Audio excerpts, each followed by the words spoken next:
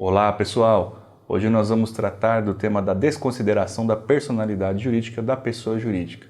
A pessoa jurídica, que é o agrupamento humano, que tem uma destinação, uma finalidade em comum por todos e que tem o seu ato constitutivo registrado, quando ela se submete a todos estes requisitos legais, ela passa a adquirir personalidade jurídica, de modo que ela está separada, então, da pessoa do sócio, do administrador e dos demais, havendo uma ruptura. A partir do momento em que o ato constitutivo é levado a registro, como determina o artigo 45 do Código Civil, nasce uma nova pessoa. A pessoa jurídica que agora está solta, estará separada da pessoa dos sócios, dos associados. A partir desse momento, então, a pessoa jurídica adquire personalidade jurídica, não se confundindo com a pessoa dos sócios. E aí ela irá poder muito bem praticar atos na vida empresarial, adquirindo créditos, contraindo débitos, comprando, vendendo, tendo imóveis, bens móveis,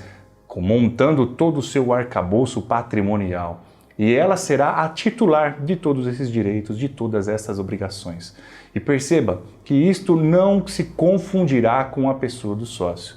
Quando a pessoa jurídica está comprando um determinado bem, este bem incorporará o patrimônio da pessoa jurídica e não do sócio. O sócio ele é separado, ele é exclusivo, ele tem a sua própria personalidade jurídica. A Lei da Liberdade Econômica, que veio agora em 2019, ela inseriu dentro do Código Civil o artigo 49A.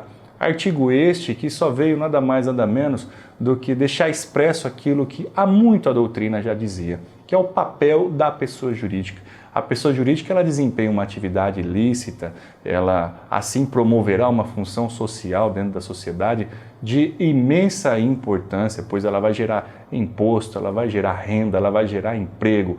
Perceba o papel relevante dela. Isso está expressamente consignado agora no Código Civil, aquilo que há muito a doutrina dizia, que eu vou fazer a leitura agora com vocês. Artigo 49A. A pessoa jurídica não se confunde com os seus sócios, associados, instituidores ou administradores. Parágrafo único. A autonomia patrimonial das pessoas jurídicas é um instrumento lícito de alocação e segregação de riscos estabelecido pela lei com a finalidade de estimular empreendimentos para a geração de empregos, tributo, renda e inovação em benefício de todos. Então, pela leitura do dispositivo, fica evidente que o legislador acredita que a pessoa jurídica iria sempre ter uma destinação lícita, iria promover o bem-estar da sociedade, incrementar, auxiliar o Estado no desenvolvimento. Porém, pessoal, nem sempre é assim. Nós sabemos que algumas pessoas elas acabam se agrupando e se valendo da pessoa jurídica para fraudar créditos, para fraudar imposto, para prejudicar outras pessoas, para exercitar uma função perniciosa à sociedade. E nestes casos, nós teremos entrando em cena este fenômeno que hoje nós vamos trabalhar, o da desconsideração da personalidade jurídica. Mas antes de adentrarmos no Instituto em si, eu quero fazer um precedente histórico com vocês. Porque nasce lá na Inglaterra essa teoria. Lá no final do século XIX, 1890, 1895, ali mais ou menos nessa data, nós tivemos um caso emblemático.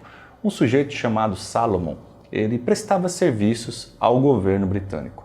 Ele resolve então criar uma corporação, uma pessoa jurídica, a fim de que a sua atividade seja incrementada e ele pudesse desenvolver melhor a sua atividade.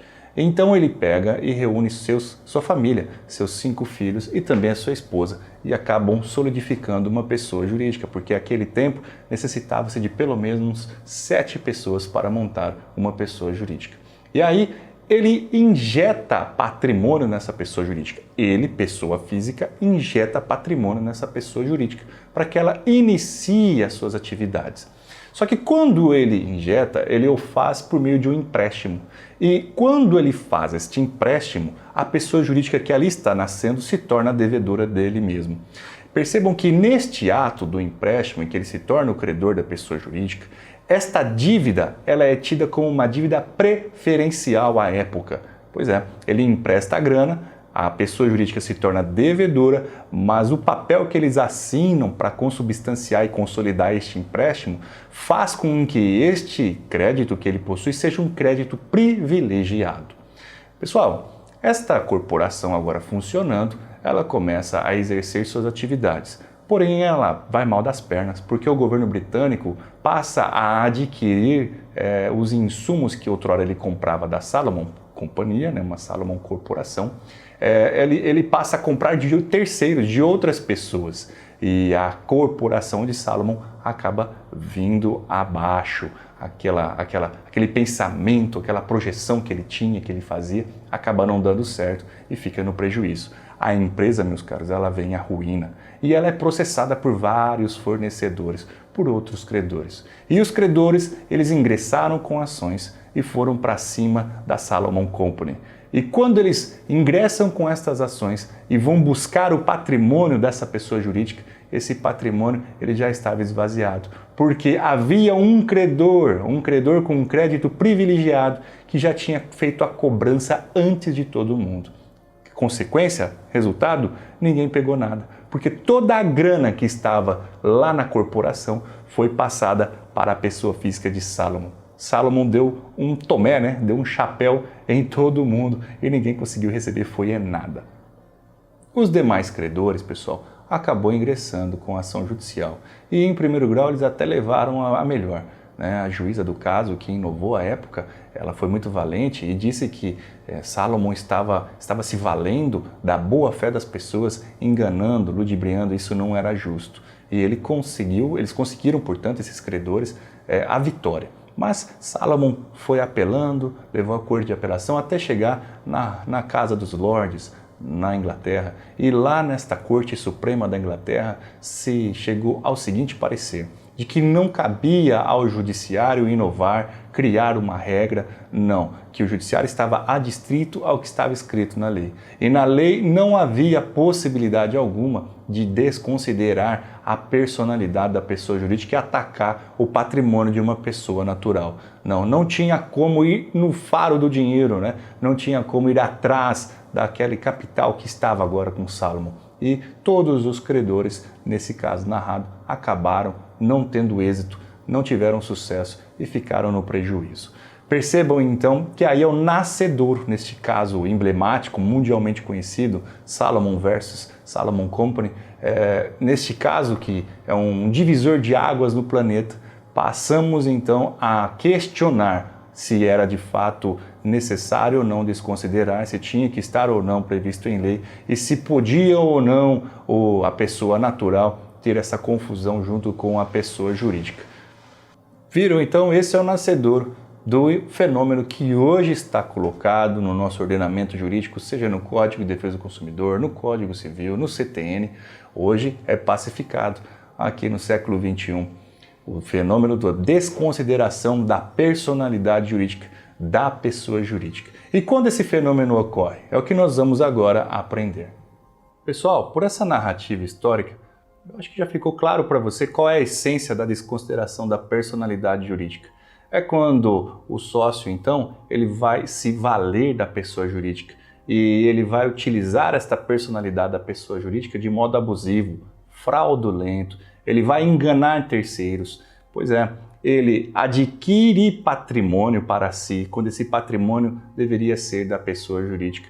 Imagine a situação da qual a pessoa jurídica acaba contraindo débitos na sociedade, na praça, e quando os credores vierem fazer a cobrança e retirar do patrimônio da pessoa jurídica o equivalente do seu crédito, quando eles chegam nesta fase, eles nada encontram, não tem nada, está vazio o patrimônio dessa pessoa jurídica, porque tudo que ela contraiu foi em seu nome, porém o patrimônio está todo em nome do sócio. O sócio, portanto, ele empurra a pessoa jurídica, de modo que a pessoa jurídica responde, é dela a responsabilidade. Ele empurra, mas esconde atrás dela, porque toda a massa patrimonial, todo o volume de bens que deveria estar com essa pessoa jurídica está justamente no patrimônio da pessoa natural. Então, agindo a pessoa jurídica de modo abusivo, exercitando ali um direito abusivo, ou ainda desviando a finalidade do seu ato constitutivo, e até mesmo, conforme a dicção do artigo 50 do Código Civil,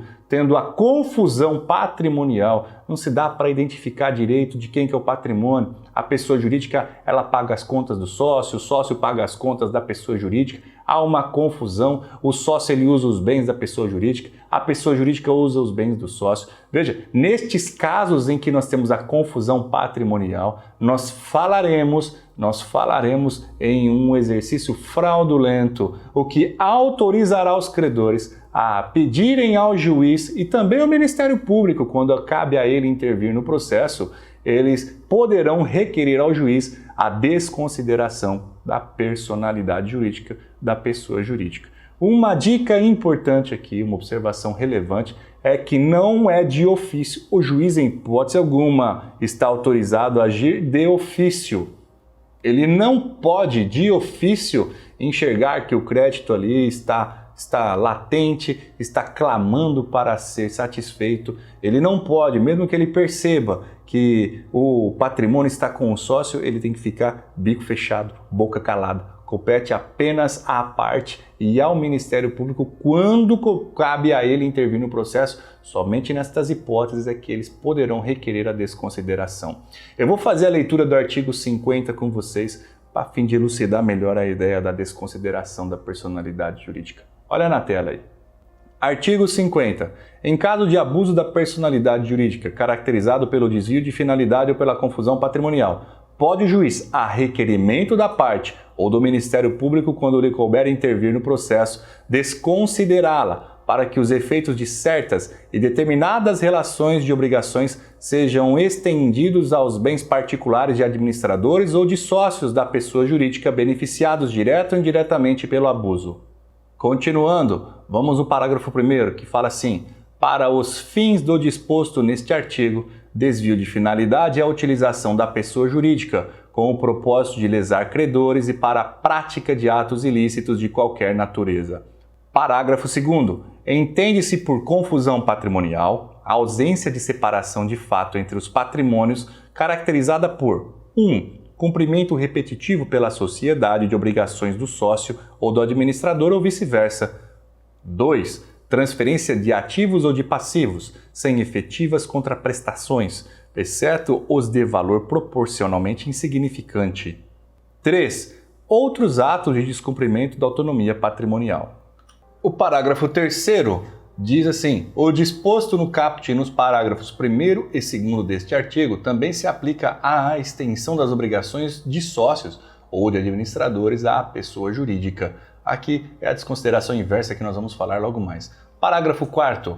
A mera existência de grupo econômico sem a presença dos requisitos de que trata o caput deste artigo não autoriza a desconsideração da personalidade da pessoa jurídica. E o parágrafo 5º arremata dizendo: não constitui desvio de finalidade a mera expansão ou alteração da finalidade original da atividade econômica específica da pessoa jurídica.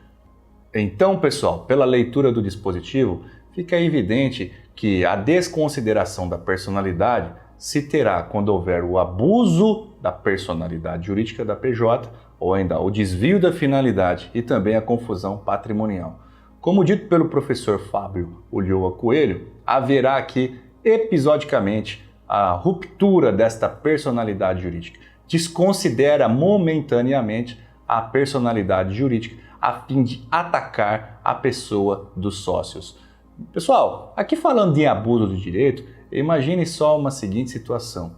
Uma pessoa jurídica que se vale de um contrato de locação de veículos para realizar transporte de pessoas. Então ela celebrou ali o contrato. Mas no transcorrer da execução desse contrato, ao invés de transportar pessoas, ela se vale dos veículos locados para transportar animais. Veja, nós estaremos diante de um exercício abusivo. Ela está abusando do direito, está abusando da sua personalidade. Ela está colocando em prática o transporte? Está. Porém, ela não está levando as pessoas. Ela está excedendo a finalidade daquele contrato de locação.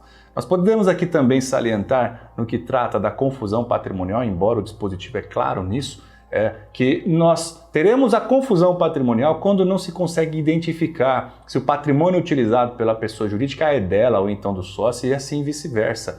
Nós identificamos que o filho do sócio, quem leva ele para a escola é o carro da pessoa jurídica. À noite, quando vai embora, lá na garagem do sócio, quem está lá na garagem é o carro da pessoa jurídica. O sócio, a mulher, a esposa, vai andar pela cidade, dar um rolê à noite, quando ele percebe quem está andando é o carro da pessoa jurídica. Ora, o carro é da pessoa jurídica ou é do sócio? Quem faz o uso desse carro totalmente é o sócio. No nosso exemplo, há uma confusão patrimonial. A escola do garoto, quando se vai pagar lá no boleto, o dinheiro que sai é da conta da pessoa jurídica.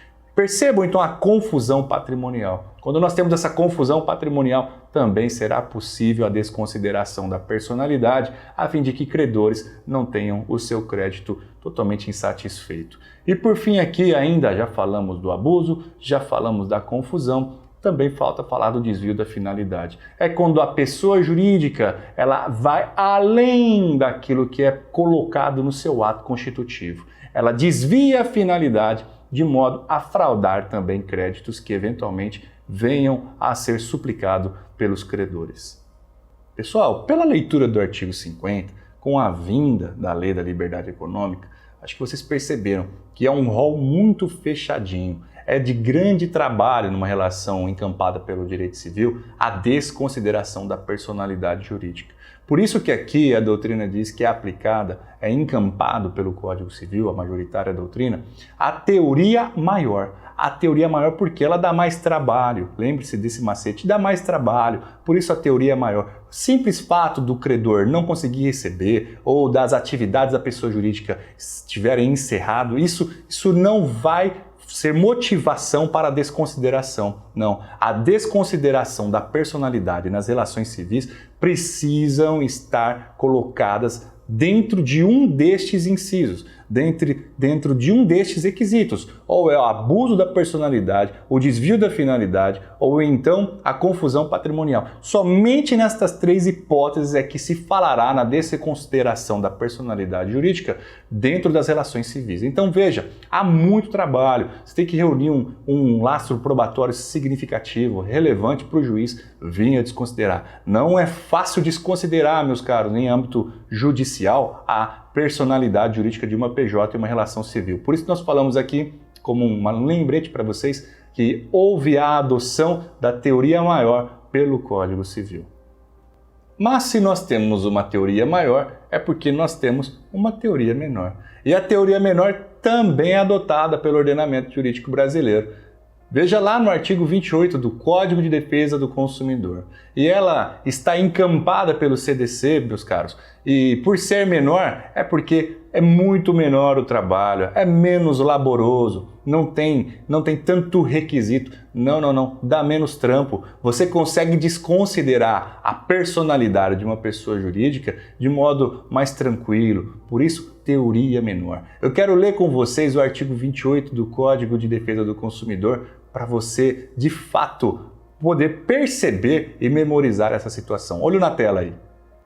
Artigo 28 diz assim: o juiz poderá desconsiderar a personalidade jurídica da sociedade quando, em detrimento do consumidor, houver abuso de direito, excesso de poder, infração da lei, fato ou ato ilícito ou violação dos estatutos ou contrato social. A desconsideração também será efetivada quando houver falência, estado de insolvência, encerramento ou inatividade da pessoa jurídica provocados por má administração. Eu vou direto no parágrafo que mais me interessa. É o parágrafo 5º que diz assim: também poderá ser desconsiderada a pessoa jurídica sempre que sua personalidade for, de alguma forma, obstáculo ao ressarcimento de prejuízos causados aos consumidores. Então, pessoal, se o consumidor ficar na pior, ele pode requerer a desconsideração e o juiz irá autorizar, ele irá deferir, porque o Código de Defesa do Consumidor, ele adotou a teoria menor, de modo que não é preciso tantos requisitos, basta que o consumidor não tenha o ressarcimento. Ali, meus caros, nós teremos, por exemplo, o exercício abusivo, se a empresa vir a falir, se houver uma má gestão, não interessa. O consumidor ele poderá pleitear a medida e o juiz deverá sim deferir e atacar o patrimônio do sócio.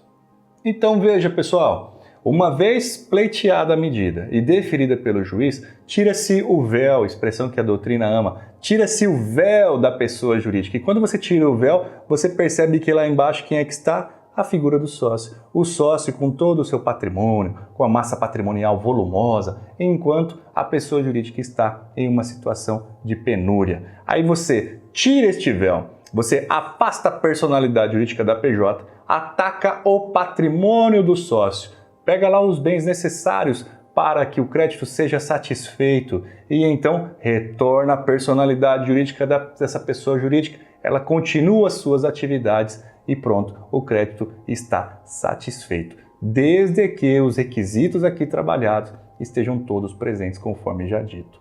Um último dado relevante é que é possível a desconsideração inversa. Como assim inversa, professor? Inversa. Nós estamos falando aqui na hipótese em que o patrimônio está com o sócio e a pessoa jurídica apresenta-se como um escudo. Ela está esvaziada, dando prejuízo a toda a sociedade. A desconsideração inversa é quando nós temos a inversão dos papéis. O sócio ali contrai, a pessoa física, a pessoa natural, contrai inúmeras obrigações. Só que quando os credores vêm receber desta pessoa natural, ela não tem nada, porque todo o seu patrimônio está guarnecido em uma pessoa jurídica. Ora, neste caso, ele se valeu da sua própria pessoa para fraudar e acabou encampando todo o seu patrimônio em uma pessoa jurídica. Nesta situação, será possível que pleitear esta medida, a desconsideração inversa da personalidade jurídica. O Código de Processo Civil, vou fazer a leitura do parágrafo respectivo, ele trouxe um dispositivo que versa sobre este ponto que eu estou falando com vocês. Olha na tela aí.